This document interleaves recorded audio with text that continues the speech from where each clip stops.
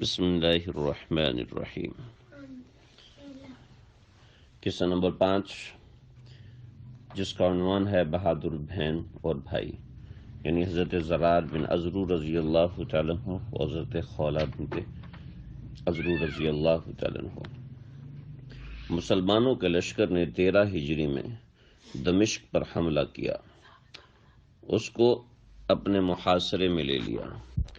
رومیوں کے بادشاہ نے دمشق والوں کی مدد کے لیے ایک بڑا لشکر روانہ کیا۔ اسلامی لشکر کے سپاہ سالار حضرت خالد ابن ولید رضی اللہ تعالیٰ عنہ کو یہ خبر ملی تو انہوں نے اپنی فوج کے ایک سالار کو طلب کیا، اسے 500 سوار دی اور فرمایا کہ رومیوں کا ایک لشکر دمشق کی طرف آ رہا ہے، اگر وہ یہاں پہنچ گیا تو ہمیں دمشق کا محاصرہ ختم کرنا پڑے گا، اس لیے تم فوراً روانہ ہو جاؤ، انہیں اس طرف آنے سے روک دو۔ یہ نوجوان حضرت زرار بن عذرو رضی اللہ تعالیٰ عنہ تھے۔ اپنی جان بازی اور دلیری کی وجہ سے مشہور تھے۔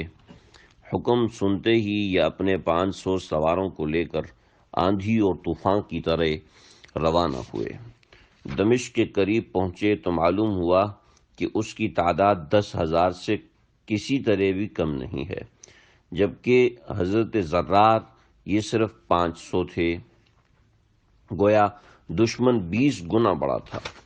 اس وقت بعض مسلمانوں نے حضرت زرار رضی اللہ عنہ کو مشورہ دیا کہ ہماری تعداد بہت تھوڑی ہے، اتنی بڑی تعداد سے لڑنا اپنے آپ کو ہلاکت میں ڈالنا ہے، بہتر یہ ہوگا کہ مدد طلب کی جائے، پھر کمک آ جائے تب ان پر حملہ کیا جائے۔ یہ سن کر حضرت زرار رضی اللہ تعالیٰ عنہ نے پرجوش لہجے میں کہا، اللہ کی قسم میں یہاں سے ایک قدم بھی پیچھے نہیں ہٹوں گا، جو لوگ جانا چاہیں وہ میری طرف سے اجازت ہے، میں اپنی جان اللہ کے راستے میں بیچ چکا ہوں۔ ان کے یہ الفاظ سن کر دوسرے مسلمان بھی جوش میں بھر گئے۔ انہوں نے فوراً کہا، یہ تو ایک مشورہ تھا، ورنہ ہم بھی سر پہ کفن باندھ کے نکلے ہیں۔ اب سب نے نعرہ تکبیر بلند کیا اور دشمن پر بجلی کی طرح کوندے۔ رومیوں کا خیال تھا کہ ان مٹھی بھر آدمیوں کو ہم آن کی آن میں ٹھکانے لگا دیں گے، لیکن ان کی یہ خوش فہمی بہت جلد ہوا ہو گئی، کیونکہ یہ سب لوگ بھی آخر بڑے تجربہ کار تھے۔ ان کی کمان رومی بادشاہ ہرقل کا ایک نامور سپاہ سالار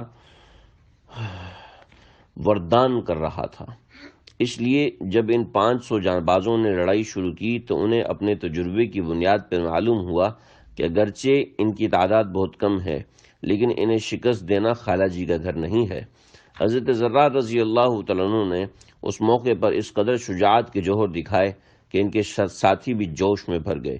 حضرت زرار رضی اللہ تعالیٰ عنہ نے اپنا کرتا اتار پھینکا، ایک نیزہ ہاتھ میں لے لیا، گھوڑے کی پیٹھ پر سوار کسی شیر کی طرح رومیوں کی طرف بڑھے۔ ان گنت رومی جنگجو جو اپنے سالار کی حفاظت کر رہے تھے وہ حضرت زرار رضی اللہ تعالیٰ عنہ پر ٹوٹ پڑے، مگر انہوں نے بھی ان رومیوں کو اپنے نیزے کی انی پر رکھا، اور یہ نیزہ بازی کے بہت ماہر تھے، صرف ایک نیزے سے لڑتے تھے۔ وردان کی حفاظت کرنے والوں میں سے اس کا بیٹا حمران بھی شامل تھا، وہ بھی بڑا جنگجو تھا۔ اس نے اپنے فوجیوں کو شرم دلائی کہ وہ ایک آدمی پر قابو نہیں پا سکتے، یہ کہہ کر اس نے غصے کی حالت میں اپنے نیزے سے حضرت زرار پر وار کیا۔ وہ پہلے ہی بہت سے رومیوں میں گھرے ہوئے تھے، ان کے نیزے سے ان کا بازو زخمی ہو گیا، لیکن انہوں نے اس زخم کی پرواہ نہ کی، زخمی بازو سے ہی اپنا نیزہ حمران کو دے مارا۔ حمران زخمی ہو کے گرا اور خاک و خون میں لوٹنے لگا۔ رومیوں نے اس کے گرنے پر اپنا گھیرا اور تنگ کر دیا، اور ایسے میں کچھ اور مسلمان سر دھڑ کی بازی لگا کے حضرت زرار کی مدد کے لیے بڑھے۔ عین اسی لمحے حضرت زرار کے گھوڑے نے ٹھوکر کھائی، وہ بھی زمین پر گر پڑے۔ بے شمار رومیوں نے انہیں چھاپ لیا، پھر انہیں اور ان کے چند مسلمانوں کو ساتھیوں کو گرفتار کر لیا جو ان کی مدد کے لیے ان کے قریب پہنچ چکے تھے۔ گرفتار ہونے والے ان مسلمانوں میں حضرت عبد الرحمن بن ابی بکر رضی اللہ تعالیٰ عنہ کے غلام حضرت سالم رضی اللہ تعالیٰ عنہ بھی تھے۔ وہ راستے میں کسی طرح خود کو چھڑا کر بھاگ نکلنے میں کامیاب ہو گئے اور سیدھے حضرت خالد بن ولید کی خدمت میں پہنچے۔ حضرت خالد بن ولید رضی اللہ تعالیٰ عنہ کو حضرت سالم رضی اللہ تعالیٰ عنہ کی زبانی حضرت زرار بن عذرو کی گرفتاری کا علم ہوا تو بے حد غمگین ہوئے۔ دمشق کے محاصرے پر میسرہ بن مسروق رضی اللہ تعالیٰ عنہ کو 1000 مجاہدین کے ساتھ چھوڑا، باقی خود فوج کو لے کر روانہ ہوئے۔ راستے میں انہیں ایک نقاب پوش کو سرخ رنگ کے گھوڑے پر سوار فوج سے آگے نکلتے دیکھا اور بہت تیزی سے میدان جنگ کی طرف جاتا ہوا نظر آیا۔ حضرت خالد بن ولید رضی اللہ تعالیٰ عنہ حیران ہوئے بغیر نہ رہ سکے۔ کوئی اور مجاہد بھی ان کے بارے میں کچھ بتا نہ سکا۔ دیکھتے ہی دیکھتے وہ سوار فوج سے نکل کے آگے گیا۔ جب اسلامی لشکر رومی لشکر کے نزدیک پہنچا تو اس وقت مسلمانوں نے دیکھا کہ وہ نقاب پوش سوار رومیوں سے بے جگری سے لڑ رہا ہے۔ وہ جدھر کو جاتا ہے رومیوں کو کاٹ کے رکھ دیتا ہے، انہیں زخم پر زخم لگاتا ہے، خود بھی زخم پہ زخم کھاتا ہے، لیکن ذرا بھی پیچھے نہیں ہٹتا۔ حضرت خالد بن ولید رضی اللہ تعالیٰ عنہ اور دوسرے صحابہ بہت حیران تھے۔ ایک بار پھر حضرت خالد نے ان کے بارے میں پوچھا، لیکن کسی مجاہد کو اس کے بارے میں کچھ معلوم نہ تھا۔ اتنے میں نقاب پوش رومیوں کو کاٹتا ہوا اور اپنے خون میں نہلاتا ہوا حضرت خالد کے سامنے آ کے کھڑا ہوا۔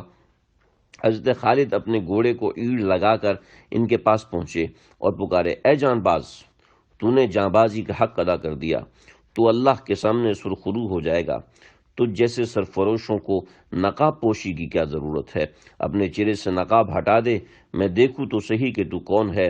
نقاب پوش نے ان کی بات کا کوئی جواب نہ دیا، خاموشی اختیار کی، لیکن جب حضرت خالد بن ولید نے بار بار پوچھا تو اس نے کہا، اے امیر، میں زرار بن عذرو کی بہن خولہ بنت عذرو ہوں۔ میں اپنے بھائی کی گرفتاری کی خبر سن کر بے چین ہو گئی، خود پہ قابو نہ رکھ سکی، اپنے دشمن کے پنجے سے رہائی دلانے کے لیے مجاہدین کے ساتھ نکل کھڑی ہوئی۔ اب یا میں ان سے رہائی دلاؤں گی یا پھر اپنی جان کو قربان کر دوں گی۔ حضرت خالد بن ولید یہ سن کر حیرت زدہ رہ گئے، ان کی بہادری سے اور زیادہ متاثر ہوئے۔ جس قوم میں تم جیسی بیٹیاں ہوں اسے کوئی قوم شکست نہیں دے سکتی۔ تم بے فکر رہو، اگر زرار زندہ ہے تو انشاءاللہ ہم اسے ضرور چھڑا لیں گے، اور اگر شہید کر دیا گیا ہے تو ہم بھی ان لوگوں سے لڑتے لڑتے شہید ہو جائیں گے یا انہیں ختم کر دیں گے۔ یہ کہہ کر انہوں نے اپنی فوج کے خاص دستوں کے ساتھ دشمن پر زبردست حملہ کیا۔ حضرت خولہ بھی ان کے ساتھ تھیں۔ اس وقت ان کی زبان پر اپنے بھائی کی یاد میں درد بھرے اشعار تھے۔ ان اشعار نے مجاہدین میں اور بھی آگ بھر دی۔ وہ دیوانہ وار لڑتے ہوئے آگے بڑھے، حضرت زرار کو تلاش کرنے لگے۔ اس دوران رومیوں کا ایک دستہ گرفتار ہوا۔ اس دستے کو خالد بن ولید رضی اللہ تعالیٰ عنہ کے سامنے پیش کیا گیا۔ انہوں نے رومیوں سے پوچھا، ہمارا ایک ساتھی جو گھوڑے کی ننگی پیٹھ پر ننگے بدن لڑ رہا تھا تم لوگوں کے ہاتھ گرفتار ہو گیا ہے، تم نے اسے کہاں رکھا ہے؟ تو رومیوں نے بتایا کہ اس شخص کو اپنے سردار نے 100 سواروں کے ساتھ حمص کی طرف روانہ کر دیا ہے تاکہ شاہ ہرقل کے سامنے پیش کیا جا سکے۔ یہ سن کر حضرت خالد بن ولید نے فوراً رافع بن عمیر الطائی کو حکم دیا، 100 سوار لے کر بجلی کی تیزی سے حمص کے راستے پہ جاؤ اور زرار کو رومیوں کے قبضے سے چھڑا لاؤ۔ حضرت خولہ بھی اس دستے کے ساتھ جانے کی اجازت طلب کر رہی تھیں اور ساتھ ہو لیں۔ کافی باغ دوڑ کے بعد آخر انہیں وہ دستہ نظر آیا۔ انہوں نے حضرت زرار رضی اللہ تعالیٰ عنہ ان کے ساتھیوں کو باندھ کر اونٹوں پر لادا ہوا تھا۔ یہ منظر دیکھتے ہی حضرت خولہ ضبط نہ کر سکیں اور شیرنی کی طرح ان رومیوں پر ٹوٹ پڑیں۔ مجاہدین نے بھی اللہ اکبر کا نعرہ لگایا اور رومیوں پر ٹوٹ پڑے۔ آن کی آن میں انہوں نے ان 100 سواروں کو کاٹ کے رکھ دیا۔ بھائی بہن گلے ملے اور رو پڑے۔ یہاں سے روانہ ہو کر یہ لوگ حضرت خالد بن ولید کے ساتھ جا ملے۔ مسلمانوں کی ان کی رہائی سے بہت خوشی ہوئی۔ حضرت خالد نے اس مہم کے بعد پھر دمشق کا رخ کیا۔ ایسے میں انہیں اطلاع ملی کہ ہرقل نے ایک زبردست فوج اجنادین بھیج دی ہے۔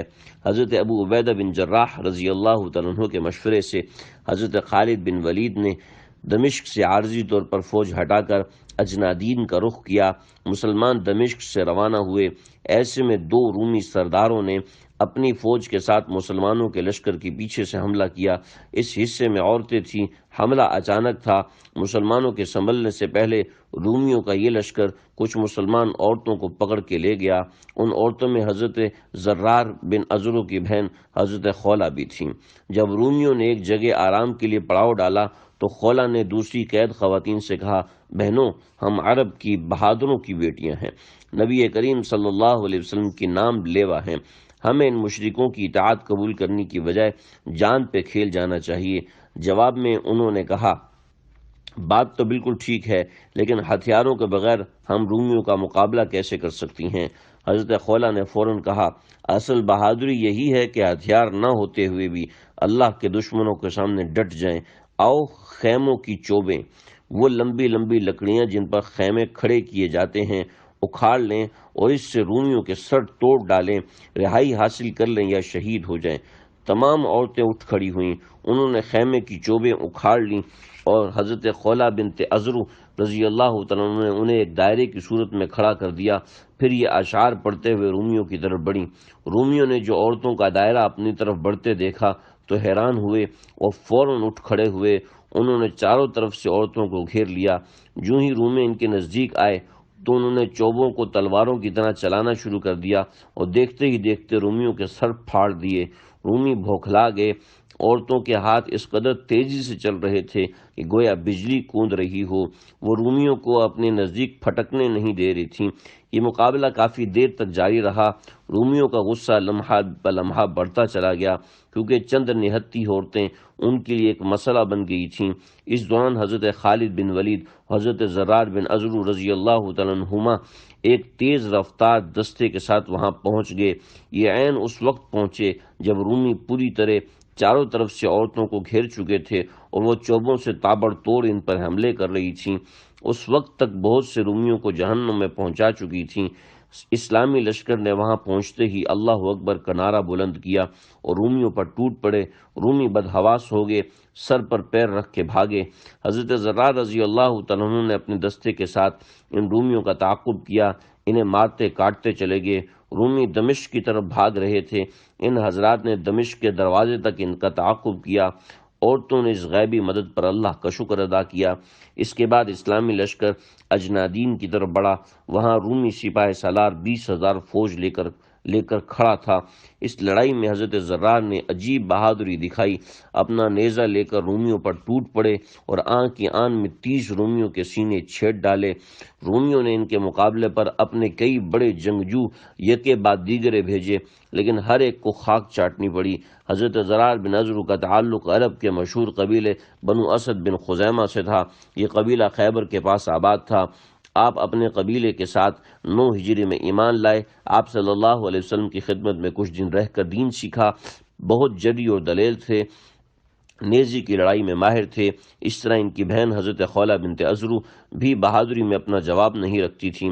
حضرت زرار نے طلیحہ کذاب جو کہ الاسدی اور مسلمہ کذاب کے خلاف جنگ لڑی اور دمشق اور اجنادین کی لڑائیوں کا حال آپ پڑھ چکے۔ دونوں بھائی بہت غضب کے جنگجو تھے۔ حضرت زرار کی شہادت میں اختلاف پایا جاتا ہے۔ کچھ مورخین کا کہنا ہے کہ آپ جنگ اجنادین میں شہید ہوئے، کچھ کہتے ہیں کہ شہید ہوئے ہی نہیں، وہ اور ان کی بہن طاعون کے وبا میں وفات پائے۔ دونوں چاہے جس طرح بھی اس دنیا سے رخصت ہوئے ہوں، ان کی مجاہدانہ زندگی قابل رشک ہے۔ اللہ تعالیٰ ان سے راضی ہو جائے۔